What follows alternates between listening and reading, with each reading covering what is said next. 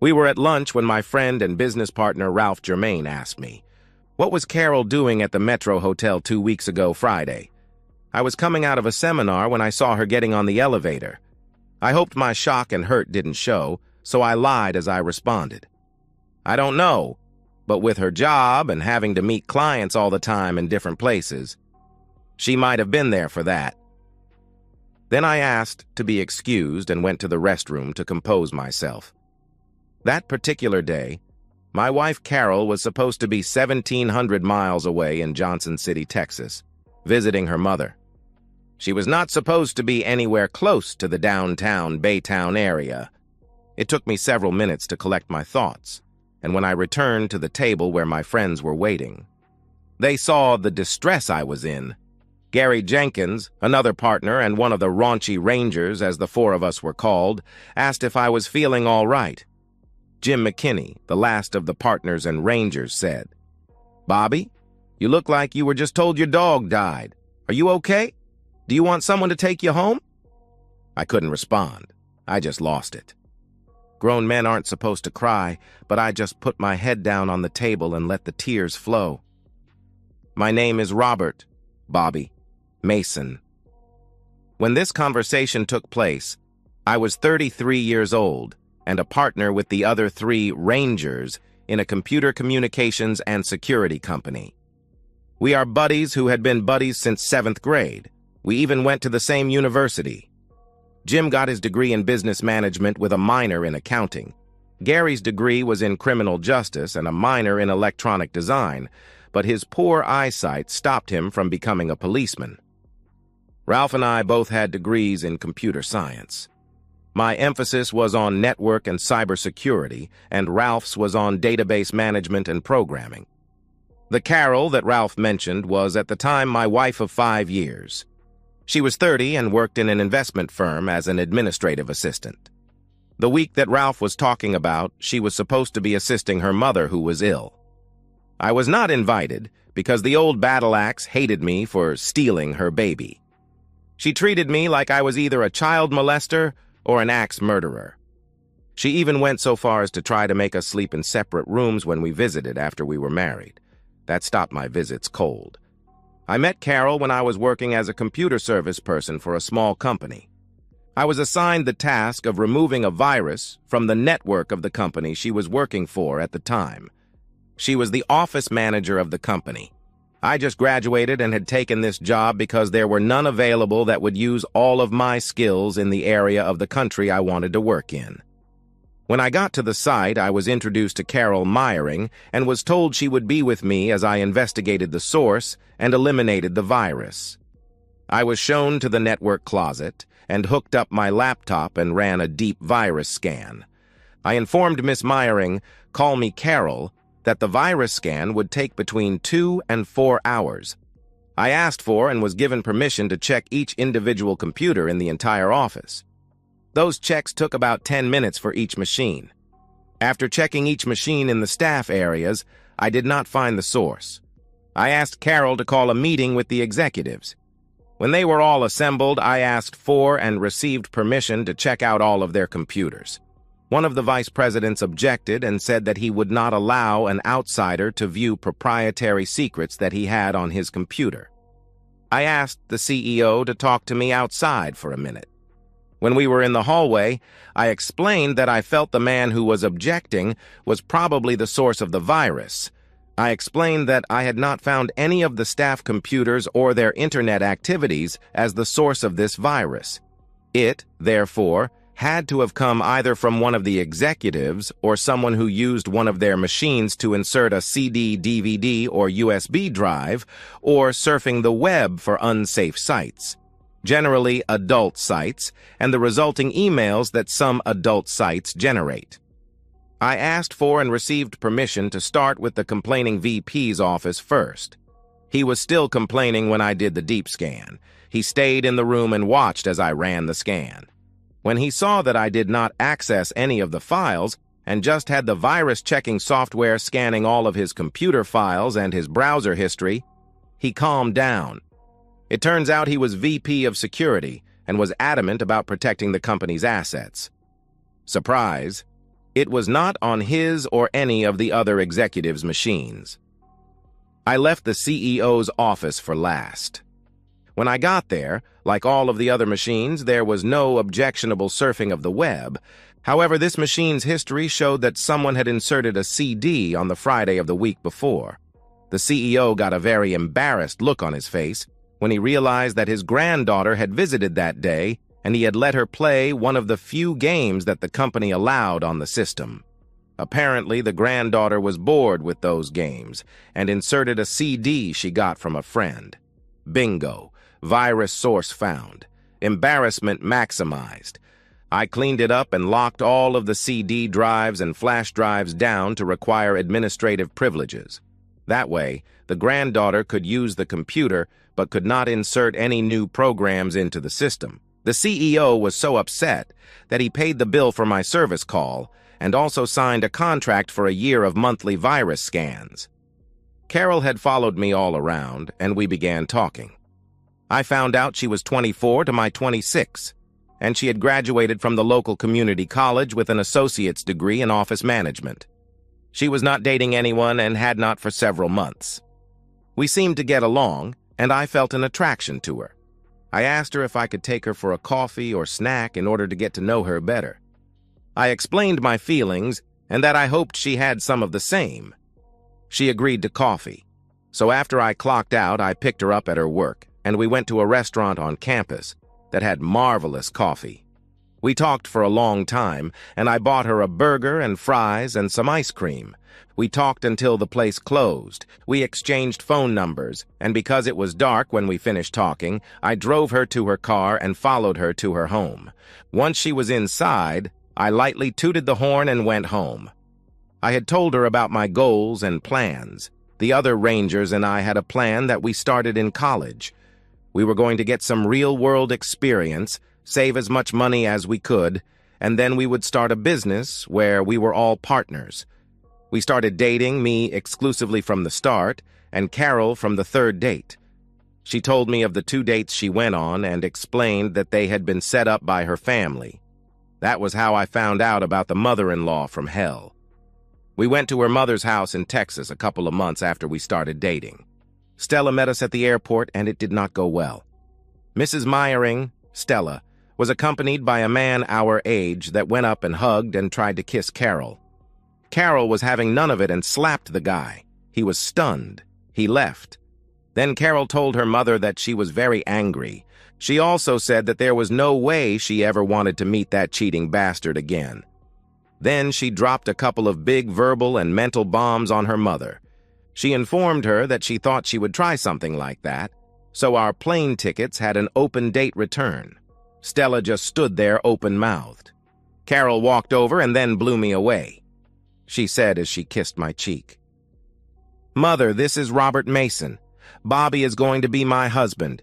You will be invited to the wedding, but because of the mean stunt you just tried to pull, you will not have any say in the planning, choice of date, venue, or attendance. If you choose not to attend, you will never see or talk to me again. Now close your mouth and meet the best man I have ever met." To say I was stunned would be a huge understatement. We had never talked about marriage or even love. I had thought a lot about it, but I did not bring it up because I thought Carol would think it was too soon. Wrong. As we were flying back home, Carol told me she was sorry for saying that to her mother.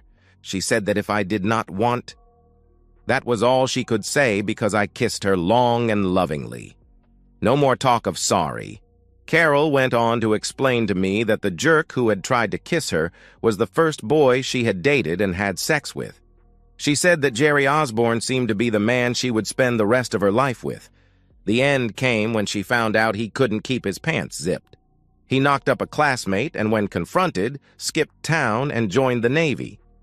That didn't work, as the girl sued and the Navy sent her part of his check every month for child support.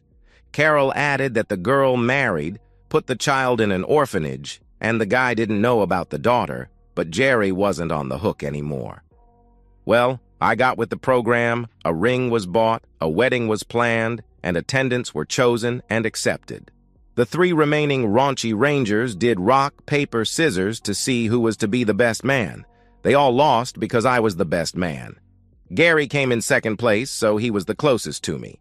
Ralph was next, then Harry hindmost. Jim. We had a lot of joking and a lot of complaints about cheating and a whole lot of laughing.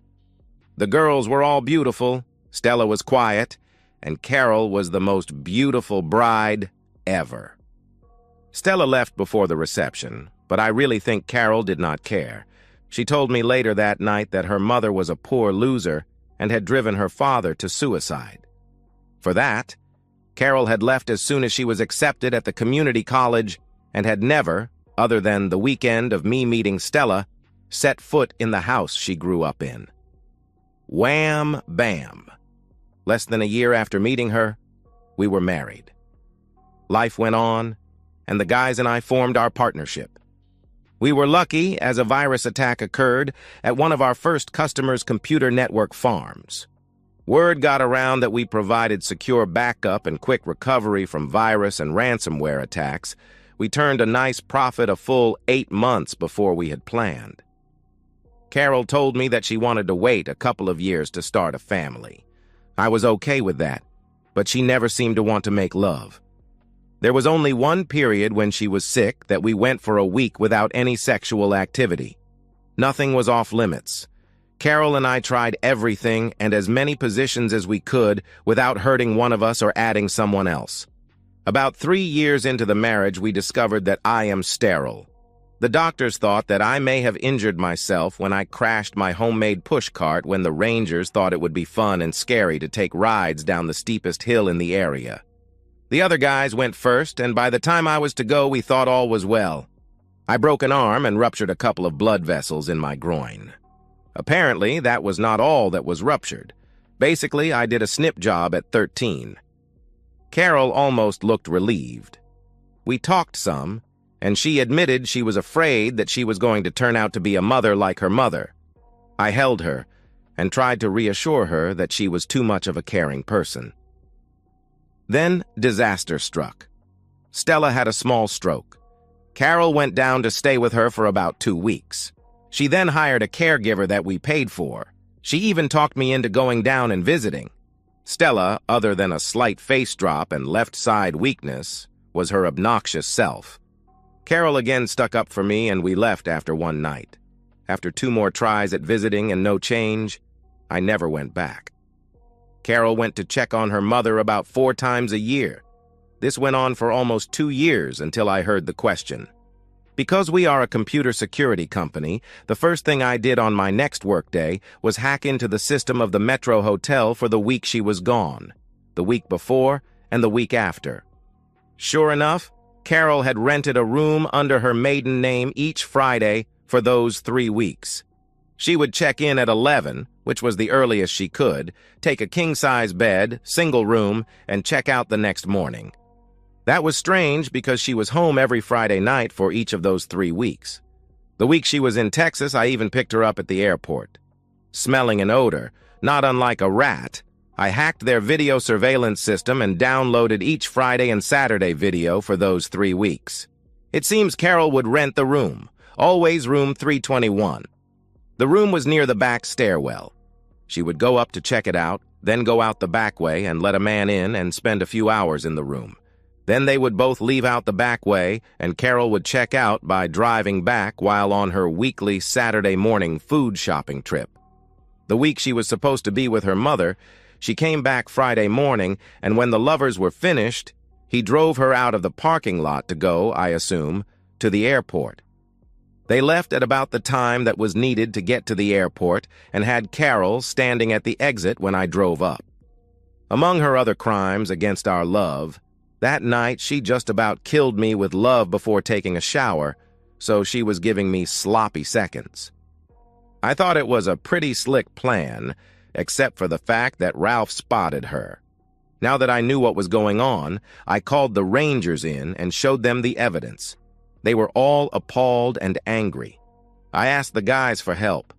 We decided to frustrate the lovers for the next week by showing up at her normal check-in time and having one or more of us in the 3rd-floor hallway when she would finally get to the room.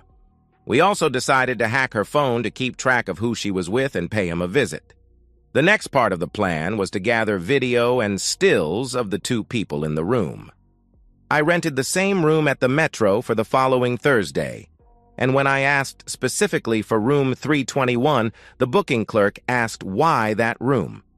I told the lady that my wife had fond memories of that room. I got it. I installed all of the surveillance equipment I thought the room would need. I had audio, video, and a stop-action video of every part of the room except the bathroom. I really did not want pictures of one of them taking a dump. It took about 90 minutes to set up the equipment and set it all up to come on at 12:30. I figured we could probably get away with frustrating them for an hour. I put the remote recorders in the ceiling in the hallway. The next day, Gary and I were in the lobby talking when Carol came in and the desk clerk said, "Welcome again, Miss Meyering. Do you want the same room?" "Of course, Jane. Only that room. It has so many special memories for me." She took the offered key and turned to see both of us standing there right behind her. The look was one of fear, confusion, and surprisingly, of anger. She swallowed, and all of the emotions I saw smoothed out, and a fake smile appeared. I said, "Hi, darling.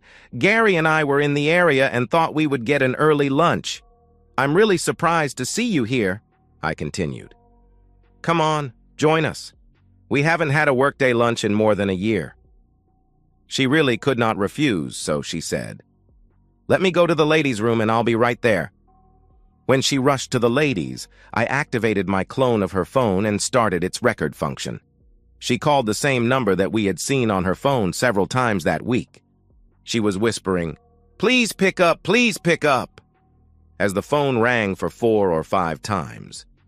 When the asshole answered, he said, "Sweetheart, you never call before our afternoon delight." "Is something wrong?" she said. "Yes. I just ran into my husband. He insists that I have lunch with him. We can't meet until about 12:30. I'm sorry, but if I don't do this, he will be suspicious and ruin all of our plans. 12:30, please." She was almost begging. "Of course, just a couple more weeks, and I will be able to destroy his company, and we can go to Texas with his money and help your mother." That really put a different spin on the whole affair. Apparently, from what they were inferring, they were planning on ruining our business and skipping town. Now I was pissed and ready to rumble. Gary saw the fire in my eyes and grabbed my arm gently and said, "Just be calm. If we get what we want today, we will destroy them next week. Be calm." I nodded and took a couple of very deep breaths. Then I took a couple more. Carol returned all smiles and said, "Lunch would be great. The client I was supposed to meet here is running late, so if I can get to him by 12:15, that would be great." Lunch was pretty quiet for us guys, but Carol had diarrhea of the mouth. I don't remember a single thing she said or what she rambled on about, but she talked so much that she didn't finish her lunch by noon. She excused herself and said she really had to check out the conference room before the client arrived. Gary and I went up the stairs after waiting for about 5 minutes. Ralph called and said a car with Texas vanity plates that said Jerry-O just pulled into the lot. Now I knew who she was fucking. I made it a point to be walking with Gary down the hall, talking loudly about how we could upgrade the surveillance systems in the hallway when we completed the contract we had won. As we stopped outside the door of 321, Gary responded loudly, "Yeah, just think. A lot of illicit nooners will stop using this hotel when we post all of the required signage. Too bad, love, or at least lust, will be thwarted. But so will all of the rest of the that guy would have committed. Imagine having to drug a girl to get sex from them. All the victims could remember was a Texas vanity plate with J-E-R as the first 3 letters. Then we walked away. We knew that there had been one rape in the hotel, but that one was a few months ago, and the victim positively identified the perp. We went to the stairway door and walked up part of the steps to the next floor, and sat on the steps to watch as the door slowly opened and Carol's hair showed in the doorway. I then said loud enough to echo through the stairwell, "You know, the rapist always used the last room on the 3rd floor for the rapes that were reported. Room 321, wasn't it? We should be able to help the police get a good look at him when the hall cameras are activated.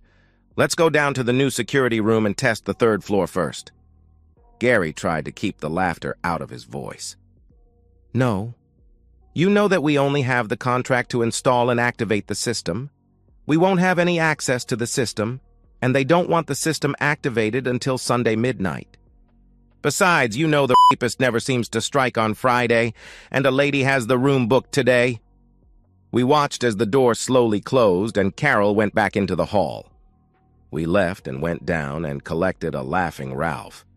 When we asked what we were laughing about, he said that he and Jerry-O were at the foot of the stairs when you two were talking. As soon as you stopped, I told the guy I had to leave and ran to the men's room and just about pissed my pants. I was laughing so hard. The look of fright and guilt on Tex's face was perfect. The remote cameras turned on in 321 and the two lovers were in no mood for lovemaking for quite a while. It was after 2 before Jerry Osborne got Carol naked and proceeded to go at her. When he was done the first time, we heard them start to plot how they were going to wreck our company and loot all of the company and all 4 personal accounts. Then, as Jerry was leaving, I heard the words from Carol that destroyed any love I was still feeling for her. When we get the stupid geek skinned, let's go get our daughter and she can finally be with Mommy and Daddy. I'm sorry about the slap and the 6-year wait, but I really did think I was in love with him. But other than lovemaking, he has no imagination and is a stick in the mud. He really thought that Mama hated him.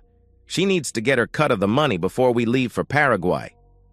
Gary and I both looked at Ralph and he just nodded. We took all of the tapes and retrieved all of the equipment and went back to the office. I called Carol and told her we had a small problem at work and I would not be home until after 10. The raunchy Rangers went into attack mode that night. We hacked the office network where Carol worked and made it look like she was stealing money from them and transferring the money to an account in Johnson City, Texas. The account was jointly owned by Stella Meyering and Jerry Osborne. Then we hacked that bank's records and made it look like the account was opened the same day the money was first stolen. We made it look to Carol's office like she was trying to cover her tracks. Then we broke into the records of the Johnson City clerk's office and found a birth certificate for a Carol Meyering showing her to be 26, not 30. We also found a birth certificate for one Lisa Meyering born more than a year before I married Carol. Carol was the mother and the father was listed as Jerry Osborne. The marriage license for them was applied for and granted, but never registered as completed. As we found all of that, we tried to crack the records of the college Carol claimed to have graduated from. The college did not exist. The next step in the plan was to move all of our company money and as much of our personal money out of the current accounts. We then made up a phony sales contract that showed that we sold the company to a big nationwide firm for just paying off all of our outstanding debts. The contract showed that we were being kept on staff for a period of not more than 6 months to show the new people to our current customers. It also showed that we were taking a 60% pay cut because of the poor management we had shown. Attached to the contract were a bunch of bogus overdue bill notices. The final touch was a couple of bogus bank statements that showed overdrafts in all of the company accounts. The next step was that I was to leave the contract on the kitchen table next to Carol's purse. We wanted her to grab it and look at it while she was shopping the next morning. We also sent an anonymous email with a copy of the audio recording to the local police. The email stated that the voices were recorded in room 321 of the Metro Hotel on the preceding Friday. We made it suspended in cyberspace and arrived in their inbox at 9:30 on Monday. We figured that they would at least talk to Carol and try to get Jerry's identification from her. We really wanted the apparent embezzlement to be found when they investigated. The contract was back on the table, but Carol had seen it and picked it up. Whether she had read all of it or not, the order of the attachments was rearranged. She also left all of the food still in bags on the kitchen table. Her car was gone, and so was all of the house cash, about $1,500 that we kept in the house to have mad money. She took all of her jewelry and all of the ATM and credit cards. We had canceled the ATM card, and I called the credit card companies and told them that any use beyond 8 a.m. this morning was unauthorized. The cards were all in my name, and Carol was only an authorized user because she was a shopaholic. Her personal credit score was in the high 500, mine in the 800s. I also sent by courier copies of all of the video and audio to Carol's mother. When Carol got there, she would know I was on to her. Apparently, Jerry was not ready to leave before Monday, because the police showed up at Carol's work and took her down to the police station for questioning. Her office got an anonymous call about overhearing a woman named Carol talking to a guy named Jerry in a cafe Sunday at lunch. The caller said that they talked about how when they got the husband's money and his company's money, they would finish emptying out her company's accounts. The company immediately called in their auditors and had them check all of their accounts. They found the account that was missing the money and the money trail to Stella and Jerry. The auditors notified the police, and Carol was arrested. Jerry tried to get out of town, but the same caller who tipped the police off gave them his license plate info. Stella was arrested and had a massive stroke from the shock and died before they could get her to a hospital. During the search of the house, the stuff I sent to her was found. Carol saw that she was totally screwed and pled guilty to all charges in return for a reduced sentence. Jerry decided to plead to the conspiracy if he could have the embezzlement charges dropped. Carol was sentenced to 6 years in prison and ordered to make restitution. Jerry got 12 years. Who said there is no sex discrimination in sentencing? The raunchy Rangers did have a buyout offer, but the real offer was for a lot of money and continued employment at salaries that were greater than we gave ourselves. All of the moved money suddenly reappeared where it belonged. Carol was credited with making her restitution and also had her sentence reduced. I got a divorce and had to give Carol half of 1 year's salary at the old rate. I did, and then I hired a good money manager for her, so she would have a little more when she got out after a now 4-year sentence. We all stayed with the new people long enough to get everyone settled in. Then I talked all of the other Rangers into joining me and opening a computer security consulting firm. The firm was to be called Ranger Consulting. As we were not selling any actual products or services, but only consulting on a company's computer security, we got out of our non-compete clauses. The company we sold even became our first customer. Even though Carol made me look like a dumb schmuck, I did not give up on women or love. I found a great lady. She was Jim's sister, Rebecca. We dated for a couple of years and got married. When I told Rebecca of my past problems and of Carol's daughter, she said to see if we could go get Lisa. We went down to Texas for 6 months and went to the orphanage where Lisa Meyering was being housed and filed to adopt her. I never told my daughter of her mother, and she became the light of my life. I have always been third in my house, but the bronze medal was on the wall next to Lisa's gold and Rebecca's silver. And that's the end of today's story. If you enjoyed it, please give this video a thumbs up and drop a comment below. Your support helps the algorithm push my content further. If you're new to the channel, don't forget to hit that subscribe button. It really helps me keep creating more stories for you. Thanks for watching, and I'll see you in the next one.